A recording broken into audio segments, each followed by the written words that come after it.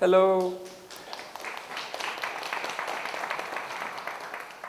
So there's a lot of developers, I think, in the room. If I could have like a hands up, who's a developer? So usually you guys, you build the code, but my job and my colleague's job is mainly to, let's say, abuse or break it. So this is mainly a way to show kind of how we think and what is our insight when we see an application or a service that somebody like yourselves has developed. So my name is Andrei. I work for CyberSmart Defense, which is a cybersecurity company based in Bucharest, but we have offices around the world.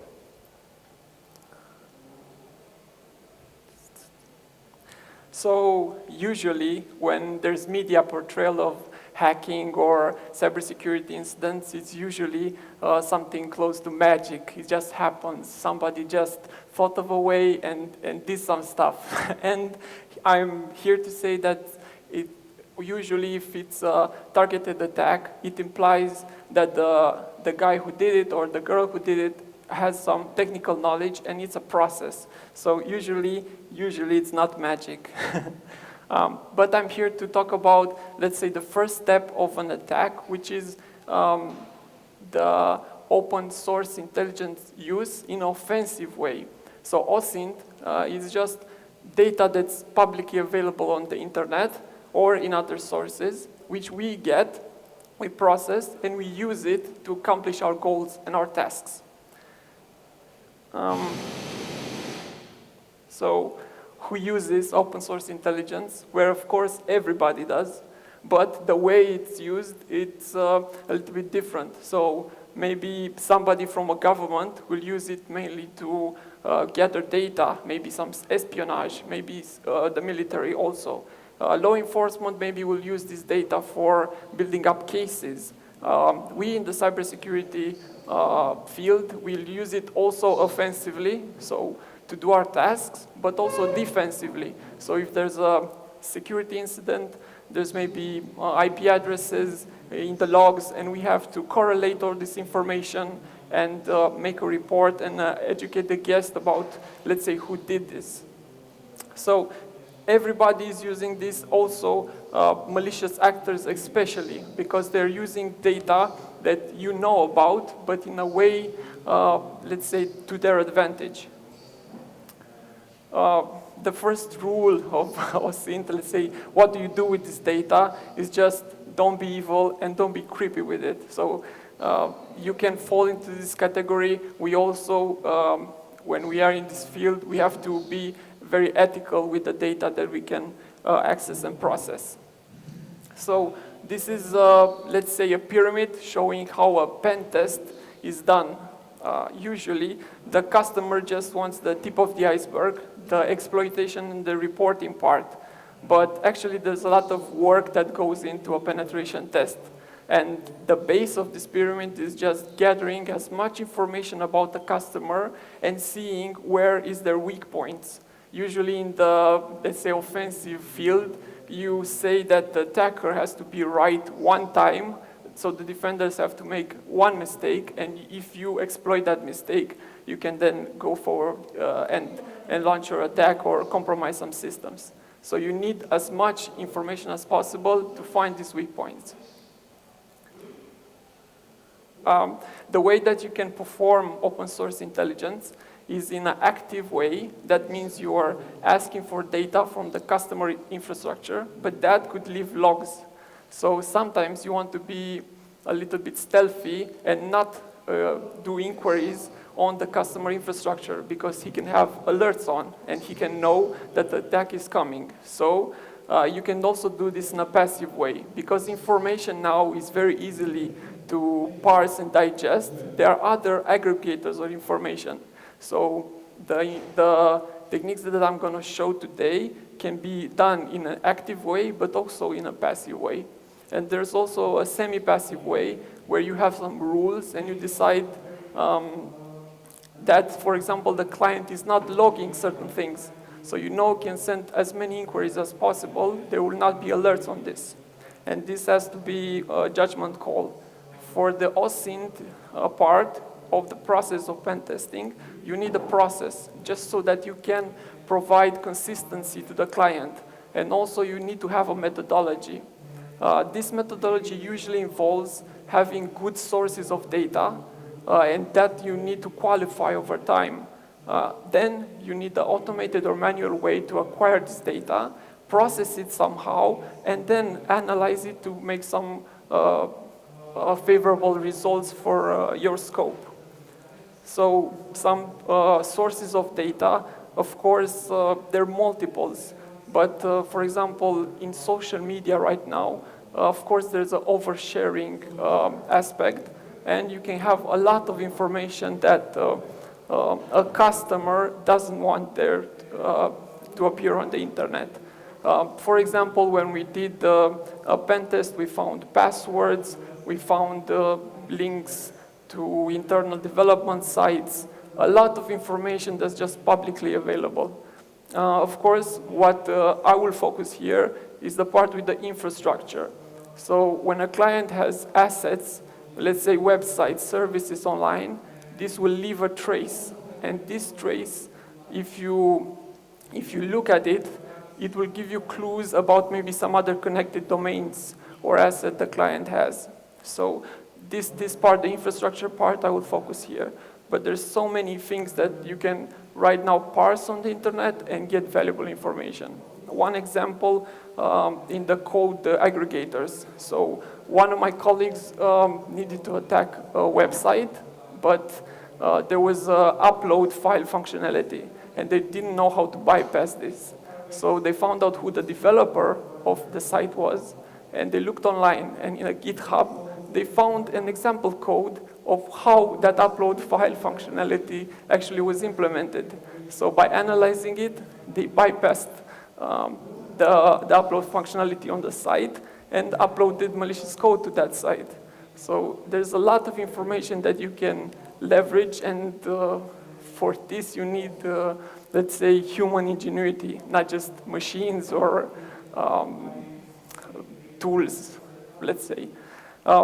Also, you can look for sources of information both in the internet and also dark web or forums. It's very useful. So if we look and we want to attack something like an entity, usually there's many aspects of information leakage. One of it is the technology they're using, which we will focus on today, but there are also other sources of information just laying around the internet. Also, the people are the main, let's say, source of these leakages, and they could be employees, but also they could be just connected with the company or persons in certain ways. And all this exposure, depending on what the client wants, could lead to, let's say, very catastrophic effects. So for this, you need to understand what is your information exposure and have a way to actively manage it. It's not a very, let's say, sexy step, but inventory of what your exposure is a very crucial one. So let's start. Usually, a client may give us just a domain name. So when you buy a domain, you have somebody that actually makes some settings on that domain, which are technical in nature. So they may say, these are the mail servers, these are the name servers, these are some subdomains that we configured, and we attach some records, DNS records on them. It's our job as pen testers to make a reverse of that setup and know, even better than the client sometimes, how that is done. So we start from that domain, and then we look for subdomains. We, of course, look for the most obvious ones, but this can be done, let's say, in an active manner. So we just call and send requests to the DNS servers, but also we do it in a passive way. So these subdomains are just publicly gathered and stored on the internet, and you can just, without interacting with the client infrastructure, get all this data. And sometimes, because of links on forums or other ways, you will get these domains and subdomains. And this is a very important step because sometimes, just because somebody thinks it's not exposed to the internet, they may put their sensitive information. So, of course, we look for .dev or, let's say, old backups, .domain, things like that. We then go to IPs for those subdomains, both IPv4 and IPv6. And here we, of course, look for other records too that could indicate this, but IPs are a very strong indicator for us. We then look for ports that are open on those IPs, and we go through UDP and TCP ports. This will give us services that are running on those ports. So usually when there's a service running on a port, you will give us version sometimes because of banners, and that could give us just out of the box some vulnerabilities. So just because somebody is not patching, this could give us a very easy way of entry. Then, for example, we have common services such as web, remote access services, FTP, DNS, email, whatever. There's so many services available.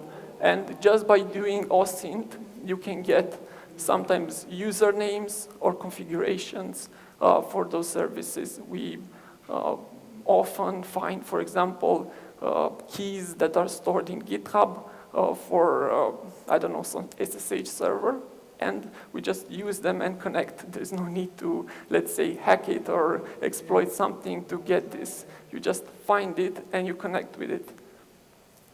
So when we look for example, an application, a web application, we focus on understanding what that application does.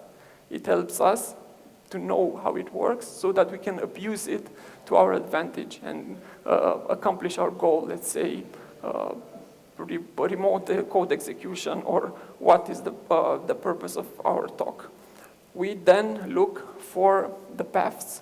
That means what are the directories on servers. So when a web server hosts an application, sometimes you will have common paths that are on that server, and you will look for admin interfaces that are just exposed on the internet. Somebody may be linking it on another site, and you would then find a way to abuse that. Maybe there's no brute force protection, so you just try username and passwords there. This is a very easy attack, and it happens all over the internet. If you have a publicly exposed interface, you will see in the logs the amount of requests that goes there with root 1, 2, 3, 4, 5, 6, and stuff like that. We, of course, will look for testing and development environments, because sometimes you don't think that someone will access your development environment. You will maybe not secure it as much as your production environment. And this is a very important vector for us to identify. So sometimes there will be stage.domain or dev.domain, and this is a very interesting area for us. Also, you may have interfaces that provide monitoring, for example, uptime or what is the CPU usage. And this also can be abused. For example, when we launch an attack that will cause the server to handle a lot of requests, we will monitor those interfaces and see that it's not performing. The server is just overloaded. So it's a very easy way in which you use it for performance, but we use it for abuse. It's just a different way to think at that particular asset. Then we will look for common files, especially configuration files. So sometimes the web server just allows to be world readable some configuration files. Maybe those are backups of configuration files, or there's a vulnerability that allows us to see those configuration files. And those are very interesting because usually they contain, for example, credentials, databases, for example, and we can use those to pivot further.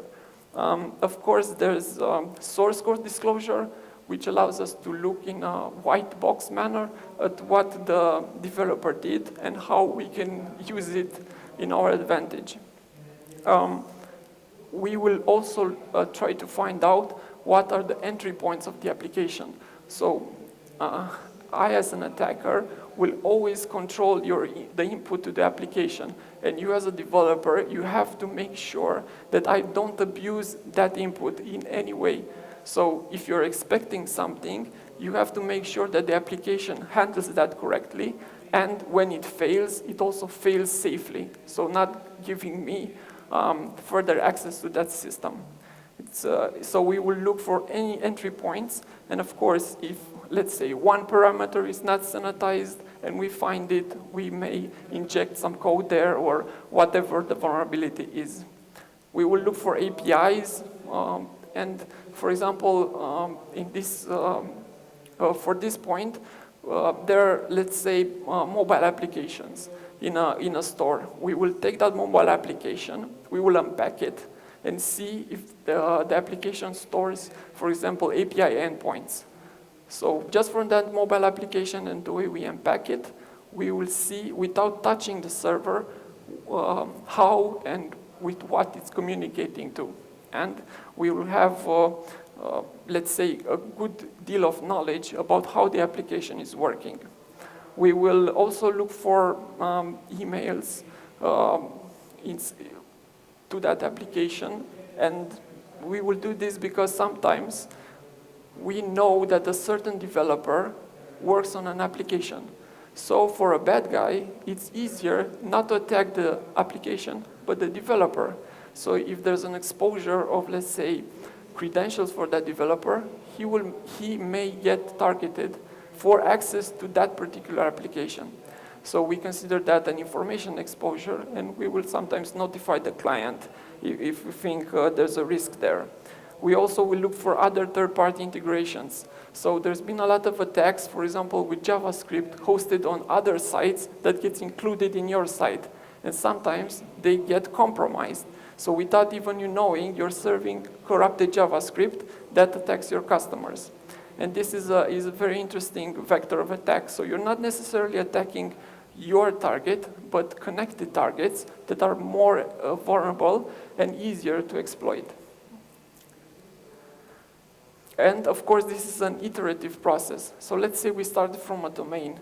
We want to make our attack surface as big as possible so that we may find vulnerabilities in any, let's say, asset that's connected to that client, and not necessarily our initial target. So because of GDPR, right now, when you buy a domain, the registrant email is not shown anymore. But there are databases that hold this information, and you can query it. So from one registered email, you may find additional domains that are connected in some way with that entity. Of course, you can look for that domain and what are the DNS servers that are configured. And if those are shared across multiple domains, you can maybe link them together and expand your attack surface. And you can do this with a lot of indicators. And you just need to be, let's say, diligent and find as much stuff that's connected to the client as possible. In this example here, there's a domain and it has various subdomains. Some of these subdomains share the same IPs with other subdomains from other domains. So you can connect them, and if you know that it's the same client, you may ask the client if it's okay to expand the scope to include those domains also. In this example here, we started from one IP address, and we noticed that it has multiple ports open, and we found out that these ports, let's say, host some web subdomains for a certain target. So we start from domain 1, that this is our target, but we find, because it's hosted on the same server, that domain number 3 is actually vulnerable. And in shared hosting environments, this sometimes is not properly segregated. So if you compromise, let's say, domain 3, you will get access sometimes to domain number 1. This is, let's say, an easy attack vector. When you self-host your data, it's just like a very simple analogy. You sometimes think of your data as living inside the house. You kind of know your neighbors, and you have control over that infrastructure. When you move into a shared hosted environment, this changes a little bit. You don't control all the, let's say, dependencies, the underlying structure. You just have control over your part of that environment. And then, if you move into the cloud, which can be made by different vendors, there's a lot of technologies out there, there's a lot of complexity. When we do audits with our clients that maybe have sites or applications that integrate multiple vendors, it can get a little bit tricky because there's a lot of technology and it's made to look simple, but it's actually pretty complicated in the background. So it offers us a different way to do the information gathering and map that customer. But when you're doing hosting in the cloud, it's kind of, you're renting just a room. You're paying for that access and it's available to you as long as you pay, but the underlying infrastructure you cannot control. So you have to know where your data is located and what is the value of that data. Otherwise, it will get indexed. So one example of using open source intelligence in a malicious way is with these development environments. So for example, here there's the client website and there's the development environment.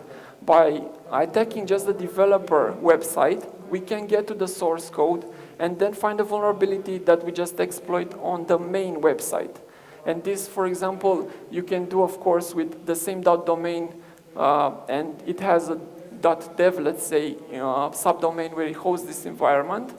But also, in penetration tests, for example, we found that the developer had a server app to show the code to the customer. So it's just present online. But right now, everything gets indexed very, very fast. So just because that developer had the site, it got indexed, and it had the same title as the main site. We found that just it was different IPs, there was no connection other than the same title of the site. And of course, when we attacked that one, we exposed vulnerabilities, and then we attacked the main site. So the owner of the site didn't even know that the developer still left the code on their servers, and also they didn't know what happened. They just saw one request, it hit their server, the vulnerability got exploited. So for their point of view, it was very low interaction, but for us it was a very high result. And also this was because the developers didn't, let's say, secure as much as the production environment. So the production staging and all the development environments should be secured as equal. Also, if the staging or the development environments need to be more agile, so you need to push their code quickly, and you don't need the same restrictions, then you need to segregate it. Just have access only through a VPN or from certain IPs with a whitelist. So once it gets released on the internet, it will get indexed very fast, and somebody like us could find it. Other examples with, let's say, successful audits where we used open source intelligence in this way, we have a lot of them because, let's say, this is the base of our approach. And actually, this is the base of the approach of anybody who does attacks that are not just, we have a vulnerability, we're looking for this version of the site, and we just scan the internet and exploit it. But when targeted attacks happen, they usually leverage a lot of open source intelligence to find this attack surface and exploit it. So some examples, we've found printers online for a customer. So they have an IP space that they publish on the internet. You can find that IP space, you scan it, and then you find different ports and services. Printers are interesting for us because sometimes it shows you the domain users that access that printer. Sometimes you can set an email address, and all the emails, all the documents that get sent to that printer goes to your email address. You can also exploit it and use it as a vector to pivot inside the internal network. So there are a pretty interesting way of getting in, let's say, an organization. SCADA systems, these are, let's say, the most impactful systems. These are industrial control systems. And usually you would find sensors from inside the organization, but sometimes you get access to panels where you can control motors, you can control fan speeds, and this could actually result in human harm. So they're especially sensitive and should be kept off the internet. Remote desktop connections, there were multiple cases where by using vulnerabilities, we got access to a computer that was sitting inside the network of the customer. So you would just see what that person was doing. Let's say they were using their browser, you would see that, and there were some cases even when my colleagues started typing, the person didn't know what was happening and why suddenly there was characters appearing on the screen. But it's just that at some point in time, they needed that computer for some remote assistance and it got left there. VoIP systems, again, are very interesting, and some of them have vulnerabilities. Some of them have web servers, and you can exploit those. And by using these exploits, you can, for example, look and see who is calling what in the company, and also, for certain systems, you can listen on phone calls. Credentials is a big one. In a lot of pen tests, for example, in internal pen test, we sometimes check for Wi-Fi. There's no need to break the Wi-Fi if you just find the password online. It's very easy information that's out there, and you need to check for those. Also, credentials. Sometimes employees use their own personal email and make accounts on different sites. Those sites get compromised, and the credentials get exposed. Video and surveillance systems are pretty interesting. There were a couple of cases when we compromised the surveillance system, so there was no need to get to the password. We just saw employees entering their passwords on their own. So, and for example, in one case, they had a support system that was done with a video system that was vulnerable. And at one point, one of their internal employees needed help with their VPN setup.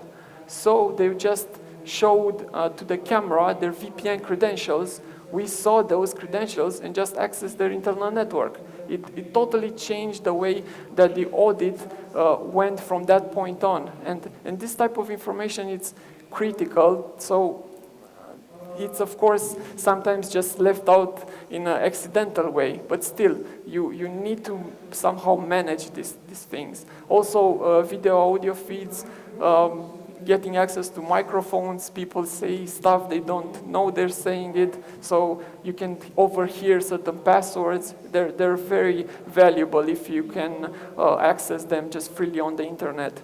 Also, databases. Sometimes customers have previously been breached, and their data was exposed to the internet, maybe with malware or other means. But if you look on certain forums, you will find information about that customer. And although you didn't actually start to do a pen test on them, you just find that information already available, like databases that were exposed for certain applications. So you know how those tables look, you know how that structure, that application is structured. So you have prior knowledge and you can exploit that. And this without interaction to the client. So right now, all the publicly accessible assets that you have on the internet will get crawled and indexed. Just because it's very easy, it's very cheap now to crawl everything and store it and then make it accessible. All the IPv space for IPv4 can be crawled in a few hours, and then you would have a database, a way to put this in a database and have it really easy for everybody to access. One example of publicly available information that's aggregated this way is with Ssl Tls Certificates.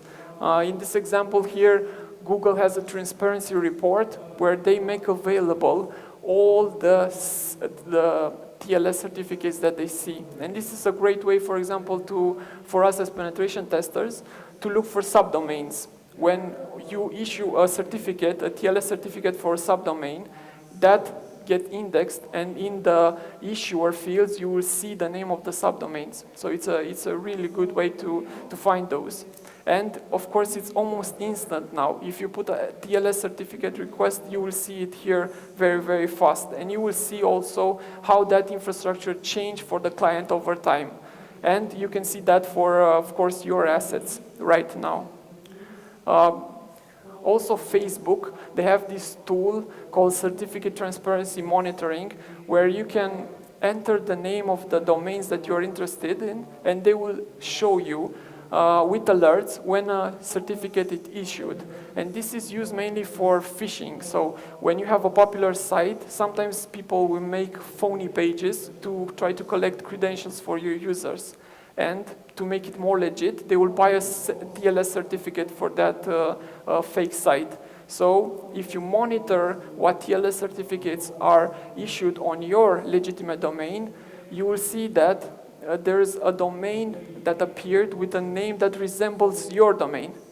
So if you check for this using the Facebook tool, you will get sometimes alerts that are very useful. And of course, there's brand monitoring services out there that do this as a service, but this is a pretty, let's say, easy way if you are trying to protect something. Username and passwords. Unfortunately, there are a lot of them on the internet, and this site, haveibeenpwned.com, and there's a lot of similar websites, shows if an email address was breached in a publicly disclosed database. And it has this notify function where you can enter your email address, and if there's a breach that contains your email address, you will get an alert on this. And this is very interesting.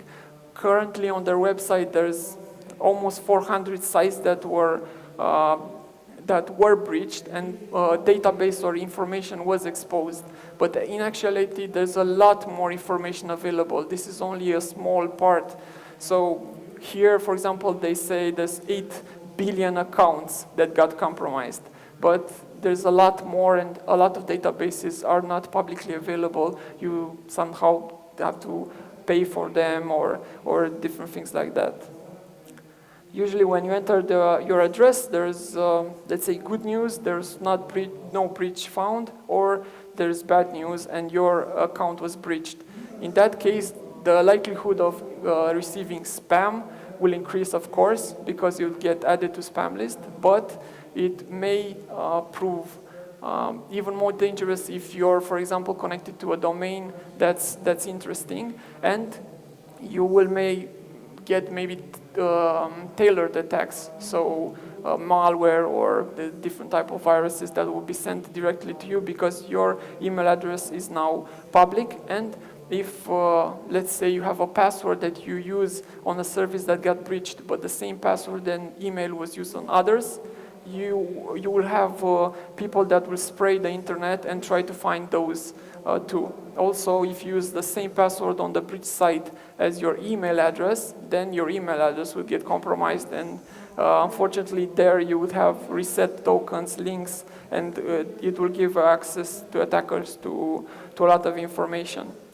So all this information, when left just out there on the internet, it's dangerous, and what you can do about it, it's, of course, conduct, let's say, inventories yourself. Also, you can go to companies that specialize in this. Also, there's technologies and services that you can pay, and they will monitor websites, forums, dark web, whatever they say on the spec sheet.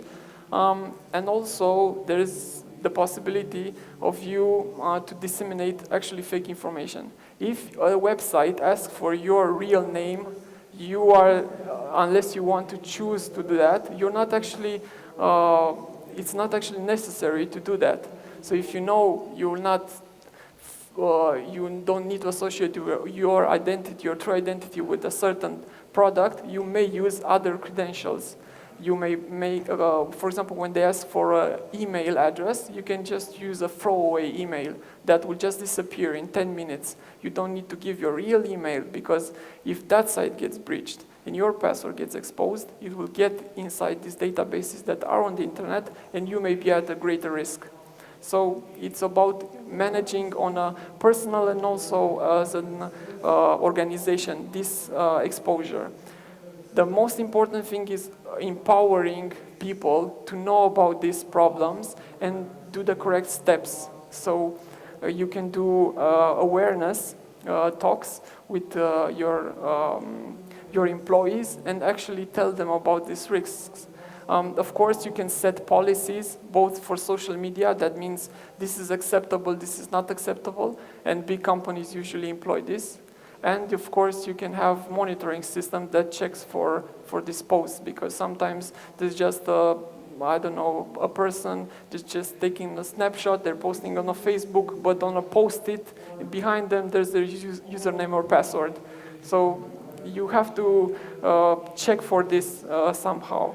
And also you can have policies for IT. So for example, when a TLS certificate gets made, let's say with Let's Encrypt, you can now have a wildcard certificate and not expose every subdomain that gets automatically added, because that will give attackers a notification basically that, okay, we put something new in our DNS zone. So you can have some policies with the IT. I didn't mention a lot of tools to do this because OSINT is not necessarily about some specific tools, and these tools also change over time. It's more about being aware of what's, let's say, out there. But some useful resources in this area is OSINT framework. This just has a lot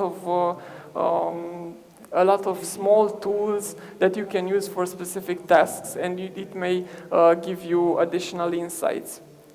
Another resource is Intel Techniques by Michael Basil. He also has a book, some books available in courses, and they have also email searches, Facebook profiles, tools to do OSINT on people, but also on infrastructure.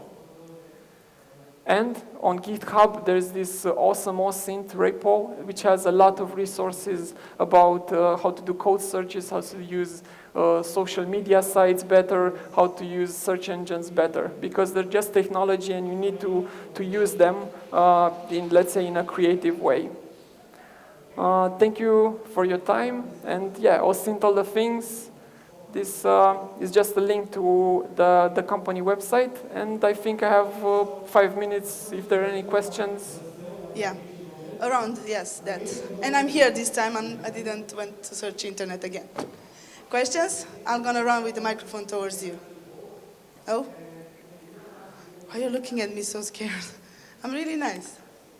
You can, of course, just after the talk, come and ask me stuff. It's no problem. I'm better one-on-one than on stage. Yeah, one recommendation, I did try the Pound one. Mozilla has a Firefox Monitor website, and I was surprised to see which emails were already compromised and which are not. So do try it on and check all your emails there. And there are also password vaults that just integrate with Have I Been Pwned and also tell you if your password gets compromised. So it's usually let's say, best practice for each one as individuals to be more careful and mindful of what information we expose. Definitely, yes. And nowadays do enable also multiple factor authentication if you can, because passwords are pretty easy nowadays to be broken. Yes? I worked on a project once that was basically a desktop application, a desktop program, and I could see that after installing it, I think it used Electron as a basis for its container. And I was thinking of this: how do you secure the JavaScript code that is basically in source put on a desktop, which is readily available for anyone to look at it and change anything in there, and so with the possibility to interact with very important servers and transactions and so on? So, for example, with the mobile application or with any code that's running on my machine, I actually get to play with that code any way I see fit. If I own the device, the Android, let's say, mobile device, I can root it and actually have access to memory or anything. I own that device and you're executing code on my device. So you have to secure the code by implementing the proper measures for that, or whatever whatever is that application. Just sanitize all the input parameters and do all the normal stuff that an application needs. But from an OSINT point of view, you need to limit the exposure. So for example, sometimes in JavaScript there are comments that can give us clues or certain functionalities. There's maybe sometimes comments in which they are staging IP addresses or resources. So you need to be diligent and just sanitize this. There's not an easy way for me to answer this question. And there's just best practices and, of course, due diligence.